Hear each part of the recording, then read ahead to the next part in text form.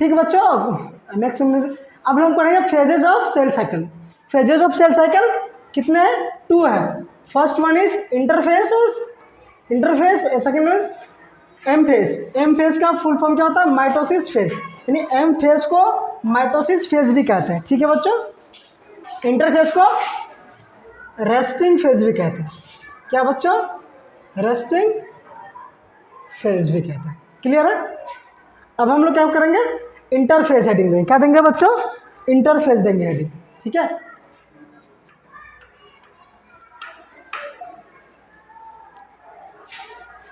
Interface heading देंगे। देखिए थोड़ा सा पीडीएफ बनाने में प्रॉब्लम हो गई।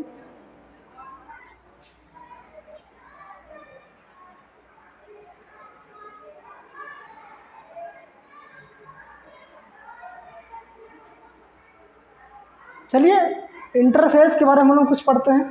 ठीक है,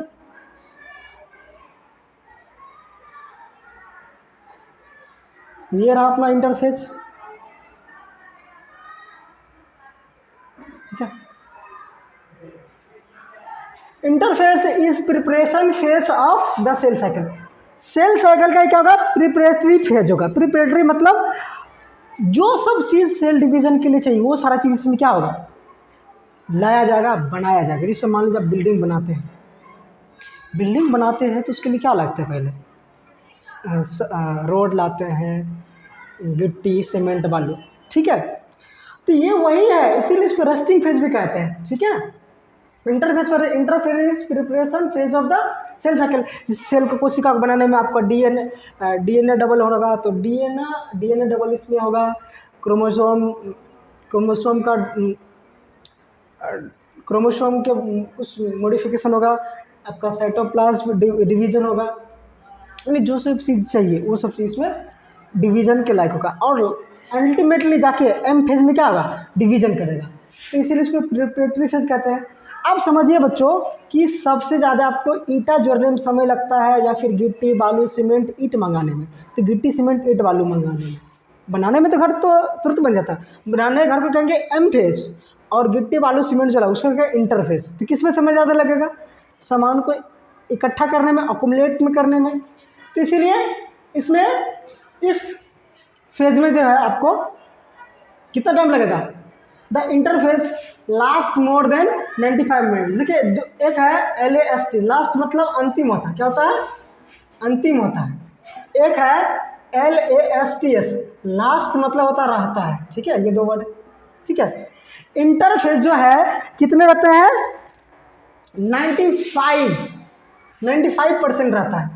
2 प्रकार के सेल साइकिल है, एक इंटरफेस, दूसरा एम फेज, जिसमें 95% क्या आपका इंटरफेज है, तो बचा कौन? M phase. बचा कौन बच्चों? M phase. तो एम फेज कितने परसेंट होगा? ओनली 5%। कहने का मतलब है कि यदि इसको आप देख पा रहे हैं? नहीं देख पा रहे?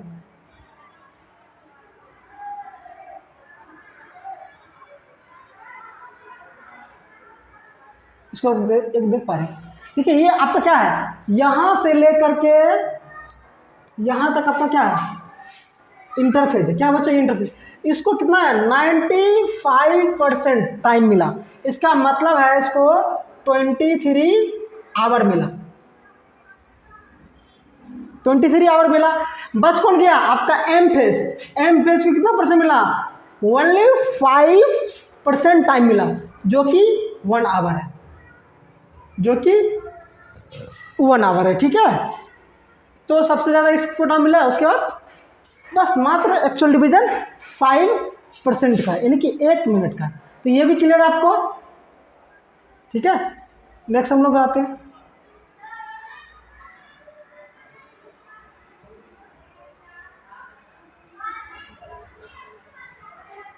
ठीक है, देखो बच्चे यहाँ पर, अब देखिए यहाँ पर कहा जाता है more than duration of the cell cycle in case of human cell cycle. याद रखिएगा ये 95% जो टाइम ले रहा है इंटरफेज में, ये ह्यूमन सेल के लिए एप्लीकेबल है। किसके लिए बच्चों एप्लीकेबल है? It's is applicable only for human cells. इसे आप ईस्ट में जाइएगा, उसमें तो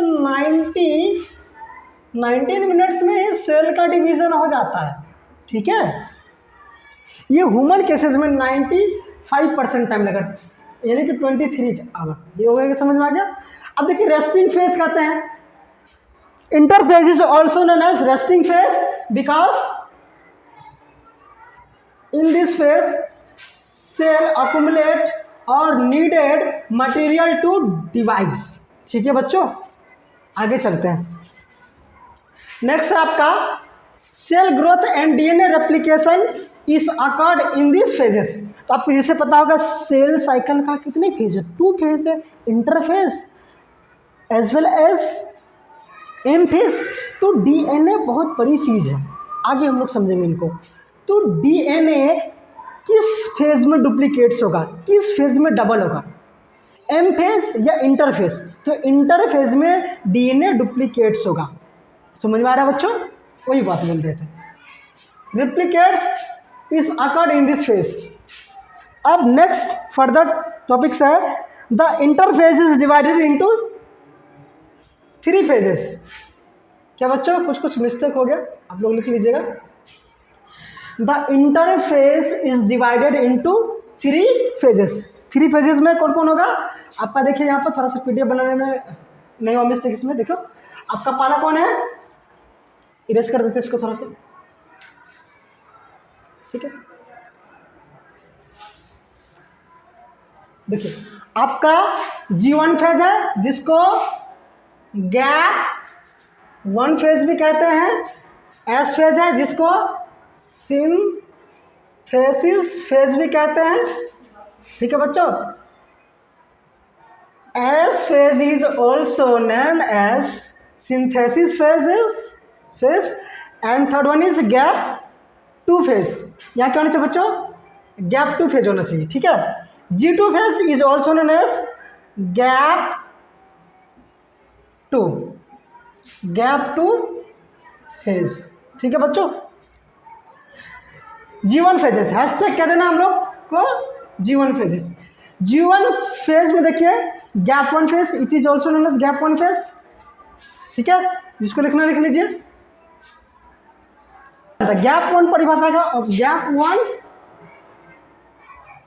इंटरफेज का जो गैप 1 फेज है जिसको G1 फेज भी कहते हैं, G1 फेज भी कहते हैं। तो इसका पहले परिभाषा जानते हैं। क्या जानते हैं बच्चों हम लोग, अपन परिभाषा जानते हैं। जैसे कि यहाँ लिखा हुआ interval between mitosis and initiation of DNA replication.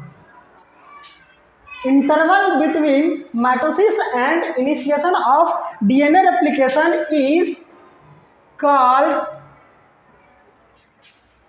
Gap 1 phase. Is this clear? आइए हम लोग इसको ड्रामेटिकली एक व्यूज देखते हैं, ठीक है। चलो डायग्रामेटिक व्यूज इसको देखते हैं हम लोग। एक बार एक नजर देंगे इस वर्ड को जो बोले हम, जिसे हम बोले the interval between mitosis cell cycle and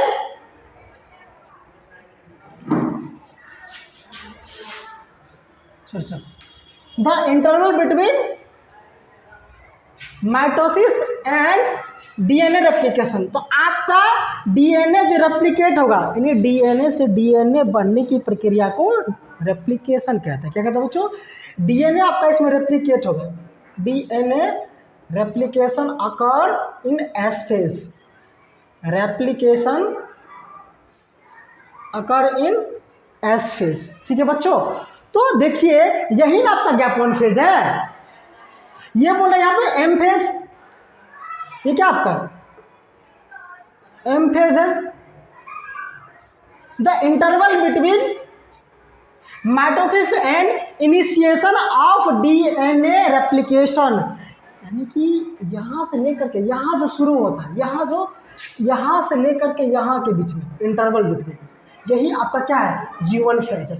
देखिए डीएनए यहाँ पर जैसे ही रेप्लिकेशन शुरू करता है, यहाँ तक के फेज को जैसे रेप्लिकेशन शुरू किया, ये फेज आपका क्या होगा G1 फेज होगा। क्या होगा G1 फेज होगा। नेक्स्ट हम लोग मूव करेंगे और देखते हैं इसका परिभाषा क्या क्या है। G1 फेज का डायग्रामेटिक व्यू देख लीजिए, आप लोग लिखना चाहते लिख लीजिए। तो पहला पॉइंट आपका क्लियर हो गया, डायग्रामेटिक व्यू भी दिखा दिया आपको। सेकंड पॉइंट है यहाँ पर the cell is metabolically active. देखिए G1 फेज में जो है बच्चों सेल डिवाइड, डीएनए डबल तो नहीं होगा, डीएनए डबल तो नहीं होगा, एस फेज में होगा सिंथेसिस, मतलब डीएनए का ही निर्माण, सीधा समझना। The cell is metabolically active. Metabolically active का मतलब है कि ये क्या करेगा, रेस्पायरेशन करेगा। ये सेल G1 फेज में जो रहेगा सेल वो क्या करेगा, रेस्पायरेशन करेगा, एनर्जी का फॉर्मेशन करेगा, एटीपी का फॉर्मेशन करेगा, पायरुवेट मॉलिक्यूल से, पायरुवेट मॉलिक्यूल से क्या करेगा, एटीपी का निर्माण करेगा। तो इसका मतलब है मेटाबॉलिकली एक्टिव का मतलब हो गया। तो पूछा जाएगा क्या मेटाबॉलिकली एक्टिव G1 फेज में कोशिका होगा, तो आंसर क्या होगा बच्चों, यस सर। नेक्स्ट है third point, cell continuously gross.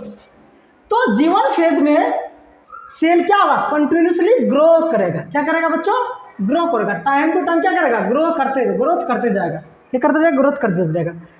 DNA of the cell does not replicate, यहाँ ध्यान रखिएगा इसको, यानी कि G1 फेज में गांठ मान लीजिए डीएनए डबल नहीं होगा, डीएनए का रेप्लिकेशन नहीं होगा। DNA of the cell does not replicate in this phases, gap 1 phases, that is gap 1 phase. This clear है बच्चों।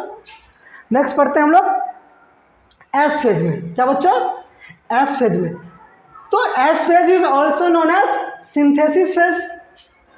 सीधा समझना, सिंथेसिस मतलब डीएनए का रेप्लिकेशन, डीएनए का डबल होना। आगे चलते हैं, पहला पॉइंट है DNA synthesize and replication occur in this cell, occur in this, sorry phase बोलना चाहिए, in this interphase, in this interphase. Is this clear. DNA क्या होगा आपका, सिंथेसाइज एंड रेप्लिकेशन करेगा, रेप्लिकेट करेगा। Synthesis of histone protein, histone protein जो DNA के आसपास उसको क्या करता है, कोलैप्स करके रखता है, ये हिस्टोन प्रोटीन। आगे अभी हम लोग देखेंगे, बस देखना है। मेन चीज आपका इसमें ये है, मेन चीज आपका क्या है इसमें, ये आपका मेन चीज है। डीएनए का डबल यानी डीएनए डुप्लीकेट कहाँ करेगा, एस फेज में करेगा, सिंथेसिस फेज में। सेंट्रियोल डुप्लीकेट्स, एस फेज में क्या करेगा, सेंट्रियोल डुप्लीकेट्स करेगा। क्या बच्चों, सेंट्रियोल डुप्लीकेट्स करेगा। सेंट्रियोल आप लोग ऐसे जानते होंगे, सेंट्रियोल, ठीक है। देखिए 90 डिग्री के एंगल पर रहता है, ठीक है। ये कंप्लीट इसको कहते हैं सेंट्रोजोम कहेंगे। जब दो सेंट्रियोल्स मिल जाते हैं तो उसी कहते हैं सेंट्रोजोम। क्या बोलते हैं उसको, सेंट्रोजोम बोलते हैं। क्या बोलते हैं इसी को, सेंट्रोजोम बोलते हैं, ठीक है। क्लियर है। इसमें क्या करेगा, डबल हो जाएगा। क्या हो जाएगा इसमें, डबल हो जाएगा, सेंट्रियोल डुप्लीकेट्स करेगा। एक था, ये क्या था, एक था, क्या करेगा, ये फॉर्म करके डबल बना लेगा, ठीक है, सेंट्रियोल्स। आगे चलते हम लोग। नेक्स्ट पॉइंट आप लोग देख सकते हैं, जैसे स्लाइड में आ रहा है, the amount of DNA per cell, the amount of DNA per cell लिखना था हमको, यहाँ पे छूट गया। The amount of DNA per cell doubles, यानी कि मान लीजिए यहाँ पर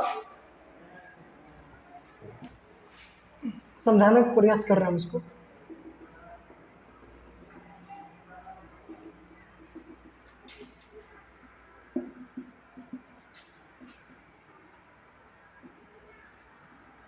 ठीक है बच्चों, ये आपका एम फेज है। क्या आपका ये एम फेज है, ये आपका इंटरफेज। क्या बच्चों, इसका आपका इंटरफेज, ठीक है। ये आपका G1 फेज, एस फेज और G2 फेज। हम लोग अभी एस फेज में चल रहे हैं। किस फेज में, एस फेज में चल रहे हैं। The amount of DNA per cell doubles, मान लीजिए इसमें डीएनए, मान लीजिए ह्यूमन सेल्स है, ये क्या लिया हम बच्चों, ह्यूमन सेल। क्या लिया हम यहाँ पे, ह्यूमन सेल लिए और ये ह्यूमन सेल क्या करने जा रहा है, डिवाइड्स करने जा रहा है। G1 फेज में गया, G1 फेज के बाद कहाँ गया, एस फेज में आ गया। कहाँ आ गया बच्चों, ये एस फेज में। G1 का मेटाबॉलिज्म एक्टिव होगा। अब यहाँ पे देखिए एस फेज में आया तो यहाँ क्या होगा, डीएनए डबल हो जाएगा। मान लीजिए इसमें डीएनए का अमाउंट ऑफ डीएनए